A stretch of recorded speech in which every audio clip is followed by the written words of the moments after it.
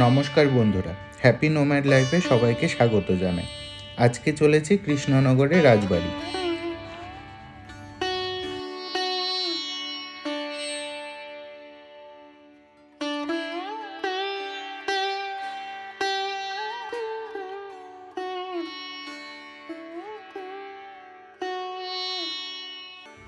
সাধারণত কৃষ্ণনগরের রাজবাড়িতে সাধারণ মানুষের অবাধ প্রবেশ নিষিদ্ধ, কিন্তু দুর্গাপূজা, জগদ্ধাত্রী পূজা এবং বারোদোল মেলায় খোলা থাকে এর একাংশ।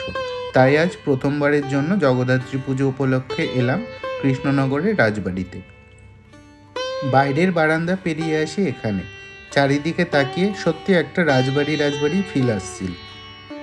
এই রাজবাড়িতেই জড়িয়ে রয়েছে বাংলার অনেক ইতিহাস, আর সেই ইতিহাসের মধ্যে জগদ্ধাত্রী পুজোর ইতিহাসও রয়েছে এখানে।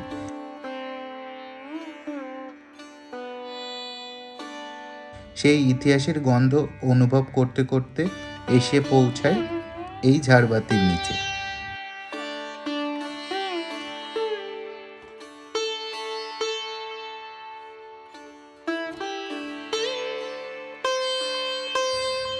সেখান থেকেই চারপাশটা একবার ভালো করে ঘুরে দেখি।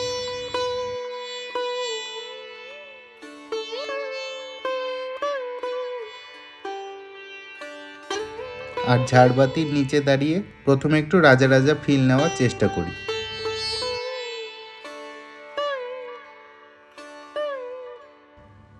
আর সেখান থেকে একদম সোজা তাকিয়ে দেখতে পাই জগদ্ধাত্রী ঠাকুরের মনোমুগ্ধ করা প্রতিমাটি।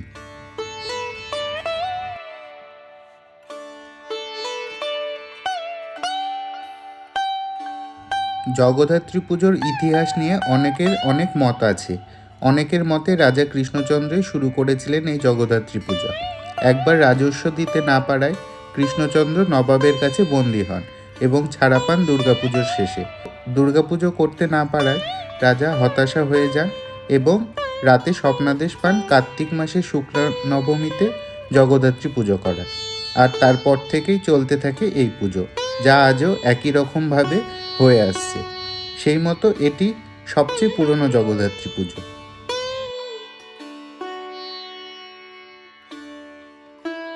পুজো মণ্ডপের পাশেই দেখলাম একটা ঘর, যার মধ্যে অনেক আসবাবপত্র রয়েছে। সম্ভবত এগুলো রাজপরিবারের ইতিহাস বহন করে চলেছে।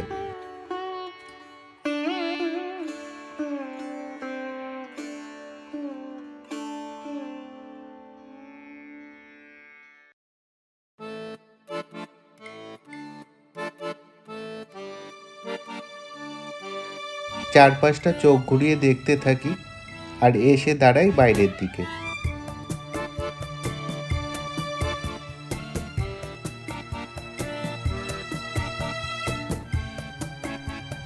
সেখান থেকে চারপাশটা একটু চোখ বুলিয়ে নিই আর ভাবি সত্যি এখানে কত না ইতিহাস জড়িয়ে রয়েছে চারপাশে। এরপর বারান্দা দিয়ে হাঁটতে হাঁটতে দেখি অনেকগুলো সিন্দুক রাখা রয়েছে। তারপর গিয়ে পোজ দিয়ে কিছু ছবি তোলার চেষ্টা করি।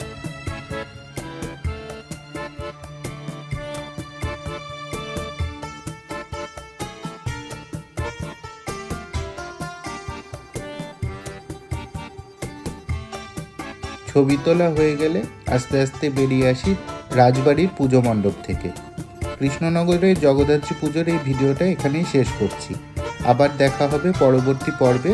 ততক্ষণের জন্য সবাই ভালো থেকো। টাটা।